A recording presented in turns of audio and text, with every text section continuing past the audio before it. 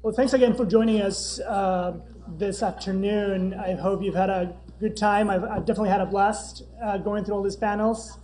And we're almost done, so we're about to start with a reception right after. But of course, before we do that, I've really had I'm very privileged and happy to have the treat to introduce Jameel Jaffer, whom Dean McGill was gracious enough to invite for us. I guess I get to have this chance just by virtue of putting this together, but he's a deputy legal director at the ACLU, prominent human rights litigator, activist, and author. He's one of the, as you might realize, he's been very vocal about many of the issues that we've been discussing today, and he's meant to address really kind of like some of the most fundamental issues that we've been discussing on from a constitutional guarantees and human rights perspective. As you might realize, we've discussed lots of different issues throughout the 2 days, from transnational threats, intelligence community, civil rights, and we couldn't be happier to close with really a more fundamental discussion on kind of like the values that are at stake in this debate. He's litigated a variety of cases on human rights and national security. He's the current director of the ACLU Center for Democracy, which houses the ACLU's work on human rights, national security, speech, privacy, and technology, including the National Security Project, which he directed from 2007 to 2010. Prior to joining the ACLU in 2002, he clerked for Judge Amalia Kers in the U.S. Court of Appeals for the Second Circuit. He also clerked for the Chief Justice of Canada, Beverly McLellan. He went to a great liberal arts college, Williams College. I went to Swarthmore College, so almost there.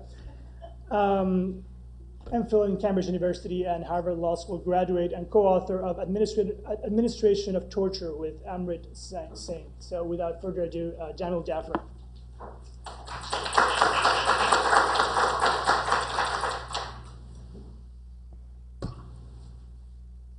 So the problem with preparing your remarks in advance is that they're not responsive to what was said, especially if you're the last one at the conference. It's a problem. And I've been thinking all afternoon, should I say something other than what I intended to say? But thankfully, Cindy said a lot of what I was going to say on that last panel. So I'm glad she was on that panel.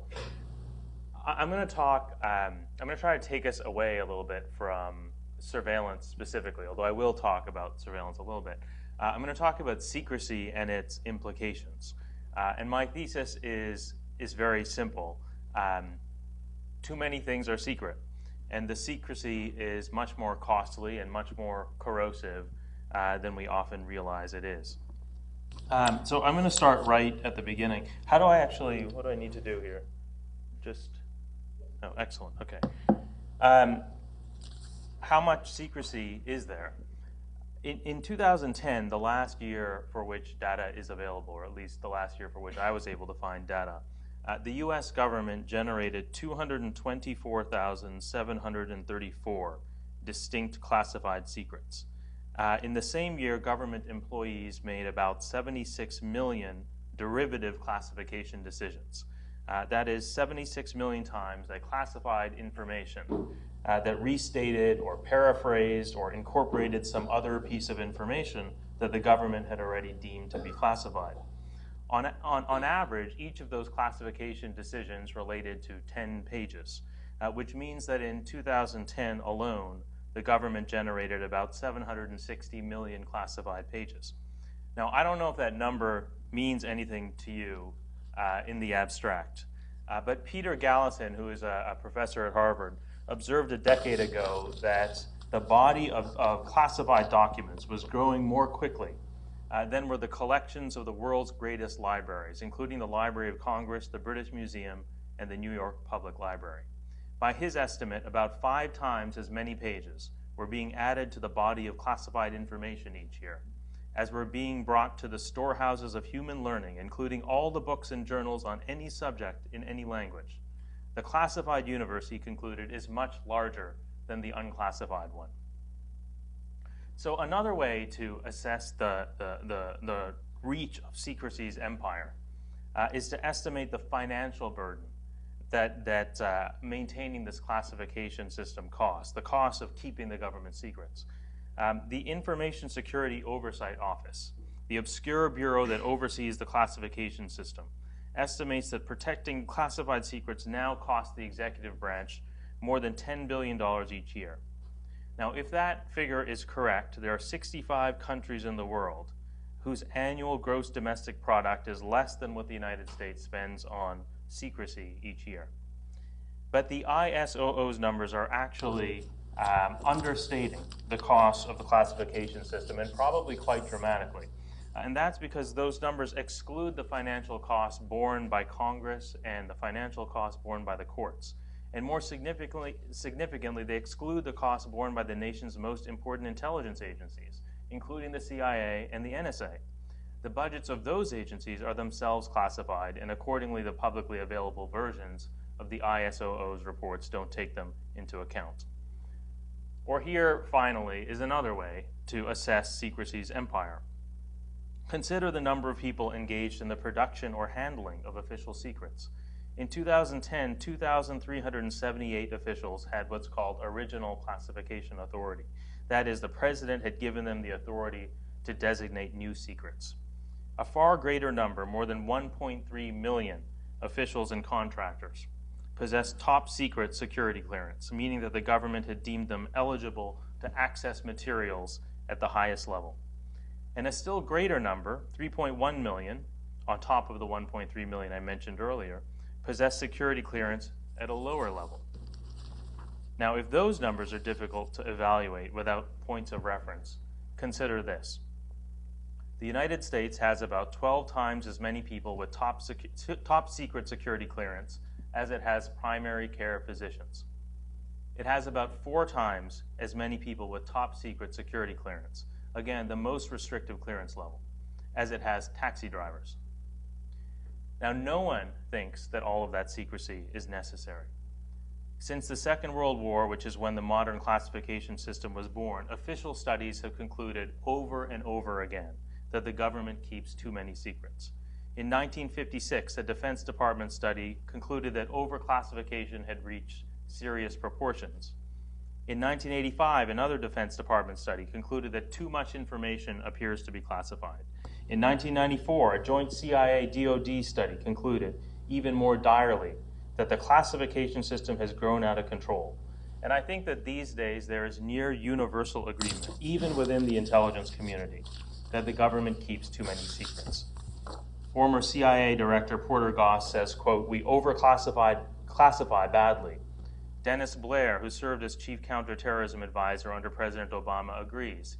He says, quote, "There's a great deal of overclassification." And today I think you heard multiple members of the intelligence community say pretty much the same thing. The classification system is broken. So why are there so many secrets? One reason is that the government censors rarely suffer any penalty for overclassifying information.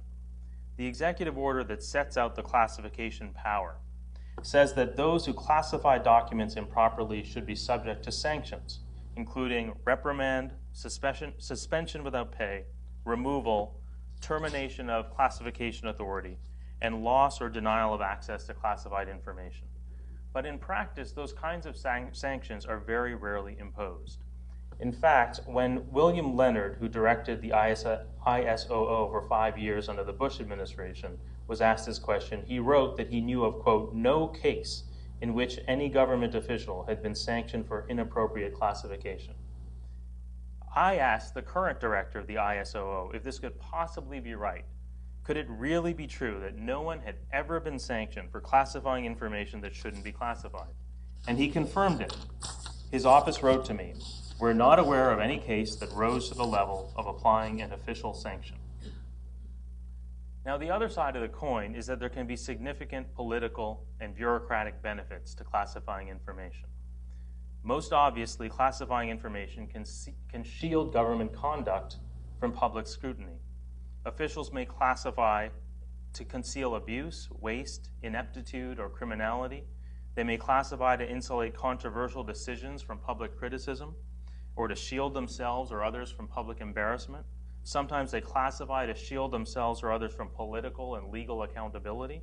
Sometimes they classify to insulate decisions from criticism within the executive branch or to protect decisions from reconsideration or revision by other executive branch officials. Now, perhaps it's rare that a censor is motivated exclusively by one of those things, but some combination of those things is certainly a factor in many classification decisions. And classification has another bureaucratic function worth noting.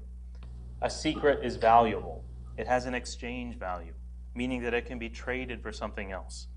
As the late Senator Moynihan observed, an organization with a secret will hold on to it unless there is some exchange for releasing it. In other words, the impulse to withhold information sometimes derives not from the desire to protect a secret, but from the desire to obtain leverage in some bureaucratic dispute. Now, here again, it's difficult to know how often this motivation affects original classification decisions. Even the censor may not know his own motives. But one need not look very hard to find instances in which officials shared secrets in order to gain some bureaucratic advantage. Consider the events preceding John Brennan's confirmation as CIA director. Between the beginning of 2011 and the end of 2012, members of Congress asked the Obama administration at least 19 times to provide them with its legal analyses relating to the targeted killing program. Though the Justice Department eventually provided the intelligence committees with a white paper summarizing some of its legal positions, it declined to supply any member of Congress with the memos themselves. It was only when the administration needed to secure John Brennan's nomination, his confirmation, as CIA director, that it began to supply Congress with the information that it had been asking for more than 2 years. And just before the confirmation hearing, the White House directed the Justice Department to provide the Senate Intelligence Committee with 2 of the memos. After the committee said it would delay its confirmation vote until the administration provided more information, the Justice Department agreed to provide the intelligence committees with all legal analyses relating to the killing of U.S. citizens.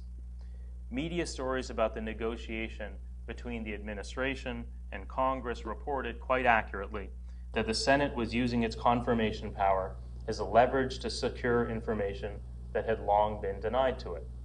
But the stories could as accurately have said that the administration was using the release of long-kept secrets to secure Brennan's nomination. Now, it's probably uncommon that officials classify only because they want to increase their leverage in bureaucratic disputes. Still, it would be naive to think that the government censors are indifferent to secrecy's bureaucratic advantages, even if those advantages don't often lead censors to exercise the classification power when they otherwise wouldn't. They may affect the level at which information is classified or the number of people deemed to have a need to know. They may affect whether the compass of a given secret expands over time, whether it expands to include personnel from multiple agencies or to include the intelligence and the judiciary committees, or how quickly it expands. Classification has many dimensions, and I think that's often not appreciated.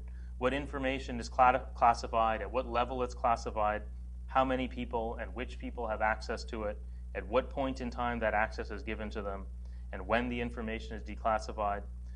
The bureaucratic advantages to secrecy can have an influence on any of those things. So we've been talking about classified facts, but many contemporary legal battles are fought not over classified facts, but over classified laws. Thanks to Edward Snowden, we now know that the FISA court has created an entire body of secret law relating to government surveillance. A body of law that delineates the government's authority to listen to our phone calls, read our emails, collect our financial records, and track our movements. There's an entire body of secret case law interpreting the Fourth Amendment, the Foreign Intelligence Surveillance Act, the Electronic Communications Privacy Act, and the Stored Communications Act. Because that law is largely secret even now, ordinary citizens don't know the scope of the government surveillance authority. The Constitution prohibits unreasonable searches and seizures, but the meaning the FISA court has given to the word unreasonable is a secret. The Patriot Act allows the government to collect only those records that are relevant to an authorized investigation, but the meaning that the FISA court has given to the word relevant was until very recently a secret. And the Foreign Intelligence Surveillance Act requires the government to minimize retention of Americans' communications. But the idiosyncratic and cramped definition that the government has given to the word minimize was until recently a secret. It's sometimes said that national security requires that we keep these things secret.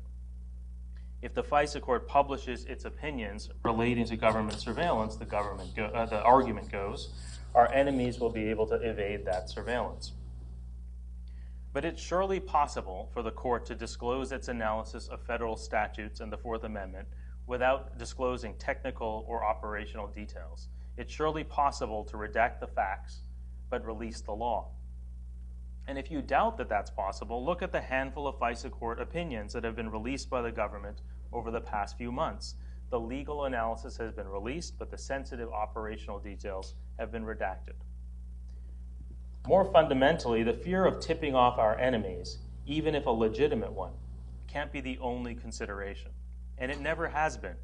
If it was, the Foreign Intelligence Surveillance Act itself would be a secret, as would all the other laws setting out the limits on the government's surveillance power. Even the Fourth Amendment would be secret. Perhaps our intelligence agencies would be more effective if nothing at all was known by anyone about the scope of their authority. But we wouldn't be able to say that the intelligence agencies were operating with democratic consent. And we wouldn't be able to say that the intelligence agencies were operating with democratic legitimacy. We're now having the debate that we should have had several years ago. Ordinary citizens can assess for themselves whether these policies and these laws are wise. They can assess the framework under which the NSA is operating. They can decide for themselves whether the surveillance laws need revision and reform. I think people neglected to say this earlier, so I'll say it now. We would not have been having this debate. We wouldn't be having this debate now but for Edward Snowden. I think we owe Edward Snowden our thanks. It's too bad we needed a whistleblower to start this debate, but we did need a whistleblower, and Edward Snowden was it. But we ought to be having this kind of debate about other aspects of our national security policy as well. We're not. I mentioned the targeted killing program. Somewhere in a filing cabinet in Washington is a memo that sets out the circumstances in which the government can kill American citizens who are deemed to be enemies of the state. The memo was written by the Office of Legal Counsel, whose interpretations of the law are treated as authoritative within the executive branch. It interprets the Constitution and various federal statutes. It sets out the limits on the government's authority to kill. The memo has the force of law, but it's a secret. If you want to know in what circumstances the government will imprison you for fraud or theft or assault, you can look it up. But if you want to know in what circumstances the government will launch a Hellfire missile at your car, well, you're out of luck. In fact, you'll have trouble accessing virtually any record about the targeted killing program. In 2010, the ACLU filed a FOIA request, a Freedom of Information Act request, because we wanted to know who was being killed by the CIA and in what countries and for what reasons. Initially, the CIA refused even to acknowledge the request.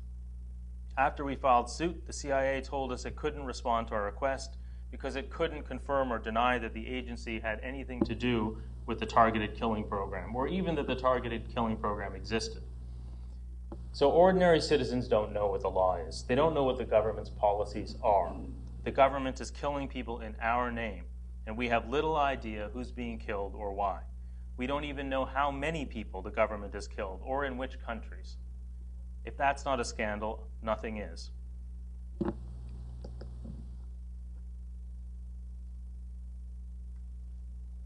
But of course, we do know something about the targeted killing program. And even before Edward Snowden, we knew something about the government surveillance activities. Government officials disclose information about national security policy all the time. They just do it on their own terms.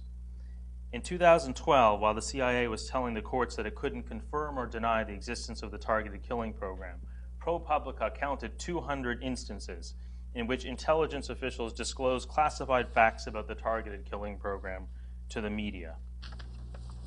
Intelligence officials told reporters that the program was effective, that it was lawful, that it was wise, that it was closely supervised. They talked about particular drone strikes. They celebrated the killing of particular targets. They disclosed some of the very information they were telling the courts they couldn't disclose. We usually think of the Freedom of Information Act as a transparency statute, as a statute that was meant to limit government secrecy.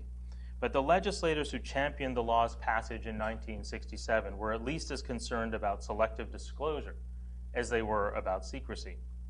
What bothered them wasn't so much that the government was withholding information from the public, but that it was disclosing only the information that cast its policies in a favorable light. In fact, selective disclosure was thought to be particularly insidious because it undermined public faith in government. The House Republican Policy Committee supported the proposed legislation, the proposed Freedom of Information Act, because it believed the government's selective disclosures about the war in Vietnam had created a credibility gap between the government and its citizens. Individual members of Congress, including one of the strongest proponents of the law, then Congressman Donald Rumsfeld, expressed similar concerns. But of course, despite the passage of the FOIA almost half a century ago, selective disclosure is still common. The government discloses the facts that paint its policies in the most favorable light, and it withholds the facts that would muddy its narrative. That's how we ended up with a film like Zero Dark 30. The CIA gave the filmmakers bits and pieces of information meant to persuade the American public that the CIA's torture program was effective, narrow, and necessary, and it withheld everything else. In some contexts, selective disclosure is too kind a phrase. We don't torture people. When President Bush said that, the CIA was using interrogation methods that the United States had previously prosecuted as torture. President Bush wasn't selectively disclosing facts, he was misrepresenting them.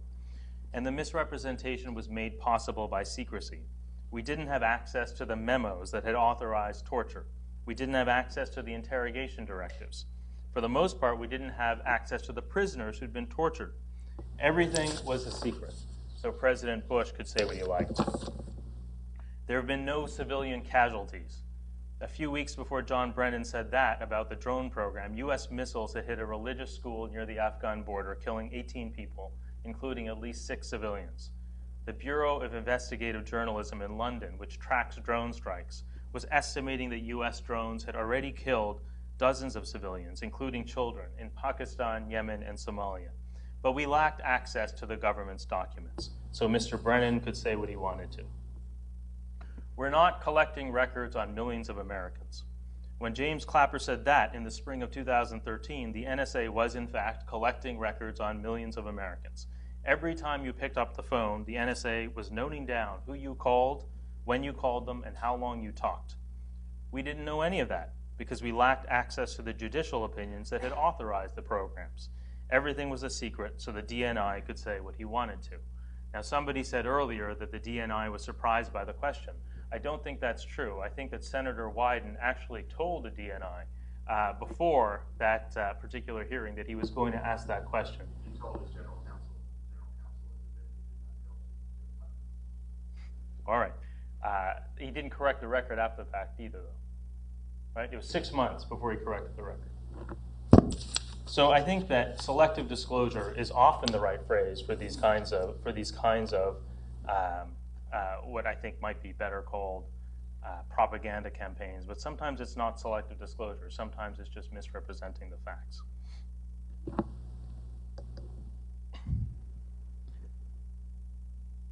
Some of the costs of excessive secrecy are well understood. I've mentioned some of them already. Secrecy inhibits and distorts political debate. It makes it harder for us to learn from our mistakes. It insulates government policy from scrutiny. It shields decision makers from accountability. It deprives the government's policies of democratic legitimacy. But here's something that I think is less understood, but equally important. Where the government's policies are secret, political debates tend to revolve not around policy, but around personality. Ordinary citizens lacking the information that would allow them to evaluate the government's policies evaluate the government's policy makers instead. Political debates are settled not by recourse to information, but by recourse to personality. The debate about the targeted killing program, I think, best exemplifies this phenomenon. Lacking crucial information about the geographic scope of the program's legal basis, the process by which suspected terrorists were added to government kill lists, and the extent of civilian casualties, public debate has focused to a remarkable extent on the trustworthiness of those overseeing the program, President Obama, John Brennan, and Harold Koh in particular. And so a major New York Times story about the program described President Obama as, quote, a student of writings on war by Augustine and Thomas Aquinas, and declared that the president, quote, believed that he should take the moral responsibility for his actions. The same article observed that some of Brennan's colleagues had compared Brennan to, quote, a priest whose blessing had become indispensable to President Obama, echoing the president's attempt to apply the just war theories of Christian philosophers to a brutal modern conflict. Another news organization actually reported, somewhat incredibly, that Brennan had actually intended to become a priest before he decided to become a CIA agent. I don't know if that's true or not. Now, the New York Times article did include important disclosures about the targeted killing program, but few of those disclosures were attributed to government officials. The attributed quotes were all about personality. Harold Koh, the former Yale Law School dean and human rights advocate who was serving as the State Department's legal advisor, had this to say: if John Brennan is the last guy in the room with the president, I'm comfortable, because Brennan is a person of genuine moral rectitude. He went on, it's as though you had a priest thing again, with extremely strong moral values who was suddenly charged with leading a war. And Harold Koh's unusually prominent role in defending the targeted killing program was itself an instance of the same phenomenon. One wouldn't ordinarily have expected the State Department's legal advisor to be one of the most visible defenders of the killing program, especially one operated by the CIA. But again, before assuming the post of legal advisor, Koh was the dean of Yale Law School, and he was a prominent advocate for international law and human rights. Koh's willingness to defend the drone program was immensely valuable to the Obama administration, not because of the substance of his defense, which was not significantly different from that offered by other officials, but because it was Koh who offered it. Koh's visibility was at least in part a reflection of the administration's decision to trade on the credibility and the trustworthiness of its officials rather than the details of its security policies. Journalist Tom Juneau wrote in Esquire that Americans support the targeted killing program because the president has, quote, asked for their trust as a good and honorable man surrounded by good and honorable men and women, and because he has, quote, dispatched men of proven integrity to put their integrity on the line in defense of the lethal presidency. Needless to say, the media's focus on personalities overseeing the program was not solely a function of secrecy. Even if the administration had been entirely forthcoming about its use of military and paramilitary force abroad, some news articles would have delved into the backgrounds and personalities of the officials who were directing that force. But I think the question of personality became so central to the political debate because so few details about the policies were made public. Government secrecy transformed debates about policies into debates about personalities. And in that way, government secrecy transformed a government of laws into a government of men.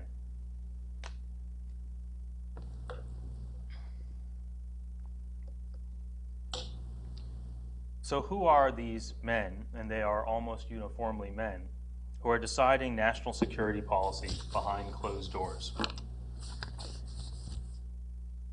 Debates about issues relating to national security, debates about the use of military power abroad, for example, or the use of surveillance powers here at home. These debates are distinctive because of the central role that access to information plays in determining which voices are listened to and which arguments are deemed to be persuasive. These debates bear little resemblance to the ones envisioned by the framers and periodically celebrated in Supreme Court opinions, in which ordinary citizens offer competing visions of the public good and decide collectively which of these visions ought to be pursued. Madison famously wrote that, quote, a popular government without popular information, or the means of acquiring it, is but a prologue to a farce or a tragedy or perhaps both. But contemporary debates about national security are rarely predicated on what Madison termed popular information. Instead, the security state has given rise to a privileged class of national security experts, current and former government officials, military leaders, government contractors, journalists with close ties to the intelligence community. And they have information that everybody else doesn't. Members of the privileged class serve as emissaries from the unseen realm of security, and their privileged access to official information allows them to play an outsized role in shaping government policy. Now, you've met some of these honorable people. You've heard from them over the last 2 days. Some of them are very charming. But the rise of this privileged class is not good for our democracy. The rise of this priestly class presents a substantial threat to our democracy. Those with access to classified information are given special credence by the media, by policymakers, and by ordinary citizens. Often it's assumed that their arguments are informed by secret information that is indispensable to any responsible assessment of the threat and to any responsible assessment of the government's response to the threat. The mere fact that they've been afforded privileged access to official information gives them a kind of credential. Their membership in the priestly class serves as evidence that the government has assessed their background and character and found them to be trustworthy, reasonable, and deserving of a voice in debates about the most serious issues.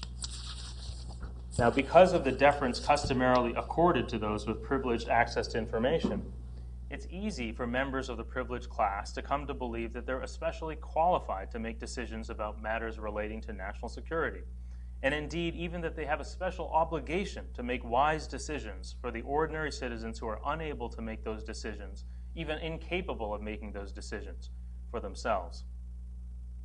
They can come to believe that they're especially qualified to make decisions about matters relating to security, even when the classified information to which they have access doesn't give them any special insight into the specific question to be answered, and even where the question to be answered is moral or political or legal in nature, not one that can be answered, in other words, or fully answered simply by referring to classified facts. Now, that's not entirely harmless, because officials who overvalue their own general qualifications for deciding questions relating to security will almost certainly develop unwarranted confidence in their decisions. That will be true on big questions like, does Saddam Hussein have weapons of mass destruction? And it'll be true on small questions like, is Abu Zubaydah withholding information from us? Now, to be clear, I'm not impugning the character of those in the intelligence community. I'm sure that integrity and moral character are distributed in the intelligence community in very much the same way they're distributed in the general population. My point isn't about the character of intelligence officials, but about the role that national security experts as a class play in our public debates, including debates about issues that aren't about classified facts, but that are about issues that are irreducibly political or moral or legal. Ordinary citizens commonly mistake access to information as expertise of one kind or another. Expertise on some narrow factual or technical question, for example, whether a particular kind of encryption can be deciphered or whether a particular photo shows a mobile weapons lab. That kind of expertise is sometimes mistaken for expertise on some broader set of public policy issues. And knowledge of broader public policy issues is mistaken for wisdom about matters of political value and morality and ethics. Should we engage in mass surveillance? Should we torture prisoners? Should we kill suspected terrorists? Those are not questions that can be answered solely by resort to classified facts. There are few things that are more corrosive to democracy than a habit of deference to people in authority. But as secrecy transforms our political culture, the danger is that ordinary citizens are becoming accustomed to deferring to the security priests, to those with privileged access to information. We're becoming accustomed to allowing intelligence officials to make important decisions of public policy on our behalves. I think that the greatest danger that secrecy presents is that we forget the customs and the instincts and the expectations of people who have power to govern themselves. I don't think I want to keep you any longer than I already have from your cocktails. But I do want to thank the journal, the Stanford Journal of International Law, for inviting me. And I want to apologize to the people who were on this morning's panel and on yesterday afternoon's panel. I couldn't get here until lunchtime today, so I missed those. But I very much appreciated the opportunity to hear the other presentations this afternoon. So thank you very much.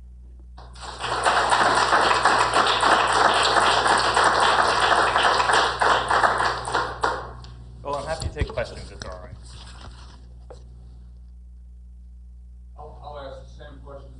All right, given the Congress that we have, how can we fix the problem? I doubt whether anybody disagrees with the premise that classifications of pesticides out of control. You know, so I'm right. So I am a litigator, and most of the time when I am challenging government secrecy, it's in the context of specific litigation. And my view is that judges have been far too deferential to the executive on issues like this. And if you look at things that were withheld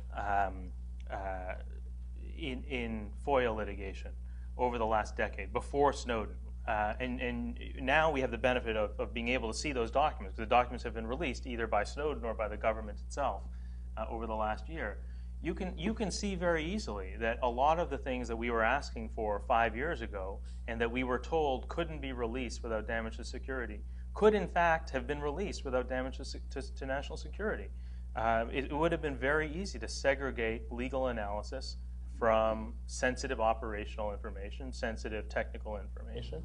And you know, I guess I'm hopeful that one result of the debate we're having right now is that judges will scrutinize more closely the government's claims that national security justifies the withholding of information.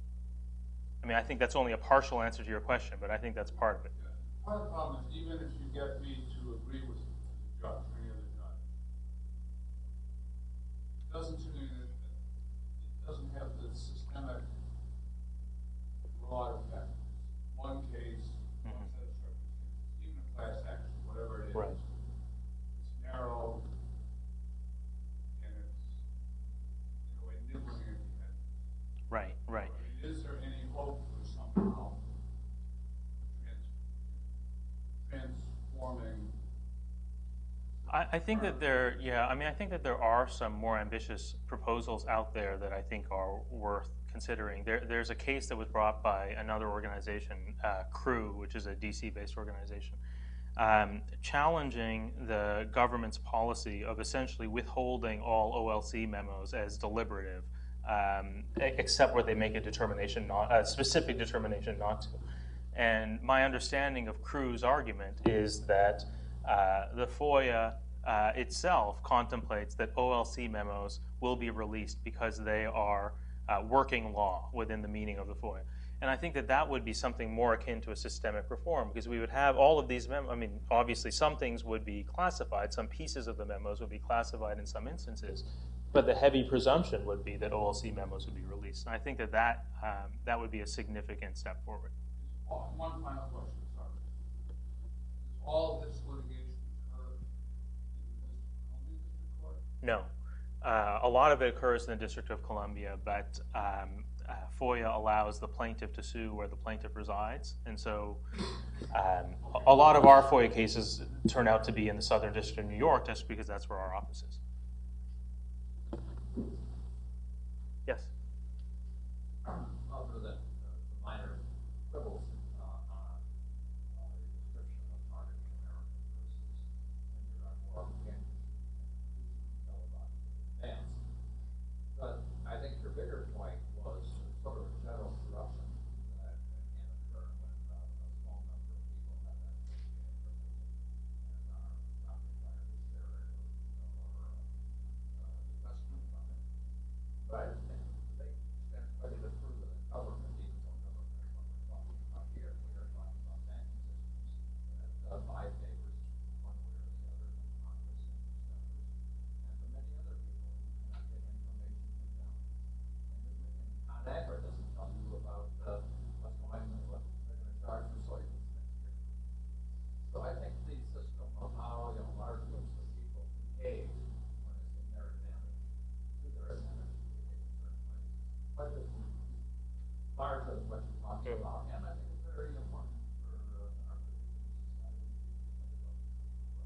I don't disagree with any of that, but I do think government secrecy is particularly problematic because these policies are introduced in our name, right? We are supposed to be governing ourselves, and these are the laws that we have selected, but we don't know what those laws are. I think that makes this a little bit different from your ConAgra example, for example.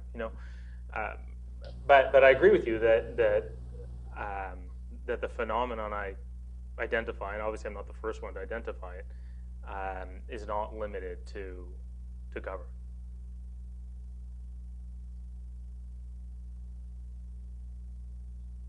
Since I moved to the target killing somewhat, I wanted to ask about the DIA. There's been a little discussion about the DIA, and it seems to be a little discussion in the press as well.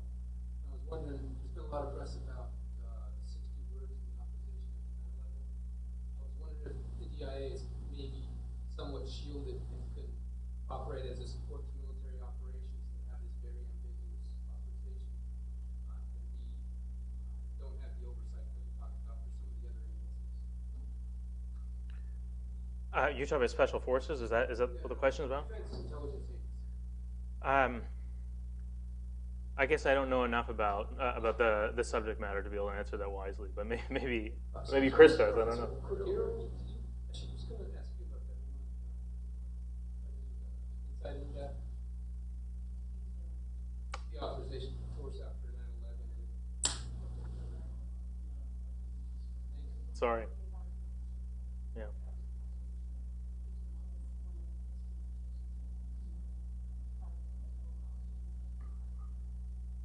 More questions then. Thank you so much for joining us. Thank you.